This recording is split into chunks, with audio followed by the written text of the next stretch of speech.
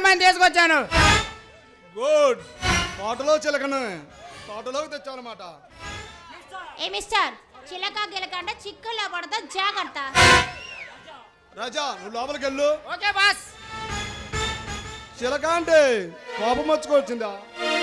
మరి ఏ మనం పిలవంట బేబీ? నా పేరు బేబీ కాదు, గీత. నీ పేరు గీతన సరే, ఏదైనా సరే నాకు మాత్రం పిశా కురిపించే ఉషారానిలా ఉన్నావు. ఏ తమాషాగా ఉందా?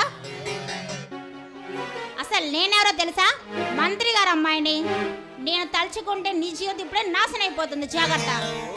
గీత గీత నాకు తెలుసు, కానీ ఇప్పుడు నీ సంగతి చూస్తాను, తర్వాత నీ నాన్న సంగతి ఆలోచిస్తాను.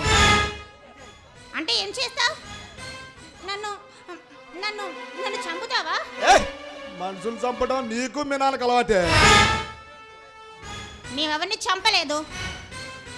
నిన్న రాత్రి నిర్లక్ష్యంగా కారు నడుపుతూ ఒక వ్యక్తిని యాక్సిడెంట్ చేశావు. ఆ వ్యక్తిని కారు కింద పడి చేయి పోగొట్టుకున్నాడు. అతనికి నష్టపరంగా 5 లక్షలు రప్పిద్దామని ఇక్కడికి రప్పించానే. వాడు నిర్లక్ష్యంగా కారు తోలి నా దగ్గర పడ్డాడు. దానికి నేను డబ్బులు కట్టాలి.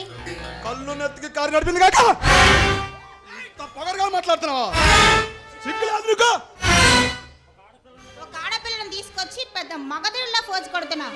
దానికి నువ్వు సిగ్గుపడాలి. Shut up! నన్ను రెచ్చగొడితే నేనేం చేస్తాను నాకు అందలేదు.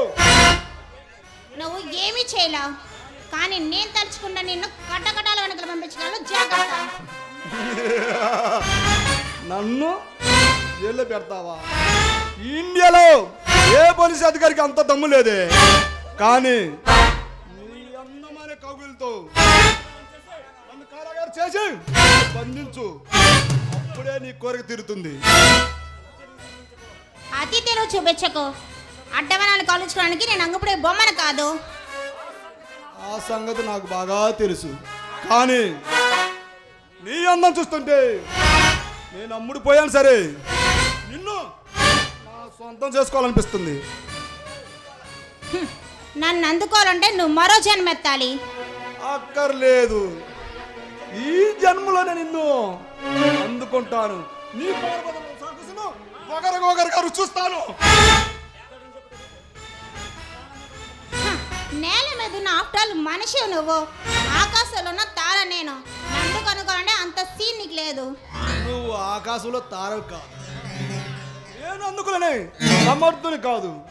నేను తలుచుకుంటే ఇక్కడే నిన్ను నా సొంతం చేసుకుంటాను. అంటే నన్ను నన్ను రేప్ చేస్తావా? నేను మనసు పడ్డ ఆడదాన్ని మనగాళ్ళలాగా మనసు పంచుకుంటా, కానీ ఒక రాక్షసుల్లాగా ప్రవర్తించను. మరేం చేస్తావు? అంత మగాడవైతే నన్ను బంధించి ఇక్కడికి ఎందుకు తీసుకొచ్చావు? నీ మూలంగా ఒక అబ్బాయి కూడా చేయి పోగొట్టుకున్నాడు. అతనికి నష్టపరాన్ని పెద్దని తీసుకొచ్చాను, కానీ నువ్వు సమాధానం తల్లతెక్క సమాధానం చెప్తున్నావు.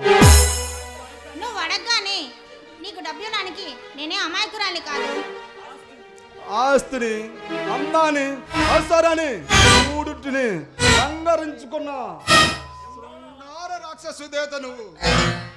నిన్ను మంచిగాడే సమయం దాటిపోయింది.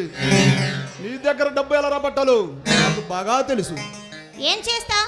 ఇప్పుడు నేను ఇంట్లో ఉన్నాను కాబట్టి నా ఒంటి మీద నగలు తీసుకుంటావు, అంతేగా నువ్వు చేయగలిగింది. ఈ సమ్రాట్ సమర్థని తక్కువగా అంచనేస్తున్నా డియర్. నీ నగలు తీసుకోవడానికి ఇక్కడ తీసుకోను, నీ ఇంటికి వచ్చి తీసుకుంటాను.